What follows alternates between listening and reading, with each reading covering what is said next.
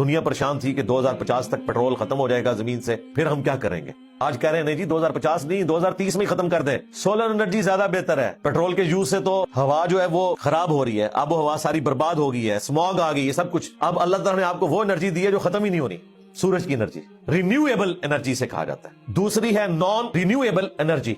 جو دوبارہ آپ پروڈیوس نہیں کر سکتے، جیسا کہ تیل ہے، ختم ہو جائے گا۔ سولر انرجی ختم نہیں ہوگی، ونڈ انرجی ختم نہیں ہوگی، اور جب یہ ختم ہوگی نا اس وقت انسانیت ہی ختم ہو جائے گی، کیونکہ سورج ختم ہو گیا تو دنیا ختم۔ غوث وقت نے دنیا نہیں سنبھالی ہوئی ہے، سورج نے سنبھالی ہوئی ہے، اور سورج کو پتہ بھی نہیں کہ اس نے دنیا سنبھالی ہوئی ہے، خدا نے سنبھالی ہوئی ہے۔ مخلوقات اس پلانٹ ارتھ پہ زندہ ہیں، پودے اپنی خوراک تیار کرتے ہیں، پودوں کو ہم کھاتے ہیں، جانور کھاتے ہیں، جانوروں کو ہم کھاتے ہیں، یہ پورے کا پورا سارا نظام سورج کی وجہ سے، ہواؤں کا چلنا، موسموں کا بدلنا، بادلوں کی شکل میں بارش کا ٹرانسفر ہونا، گلیشیئرز کی فارم میں برف کا وہاں پر برسنا، اور پھر وہ سورج کی طرف سے پگھلنا، اوپر دریاؤں کا چلنا، زمین کے نیچے دریاؤں کا چلنا،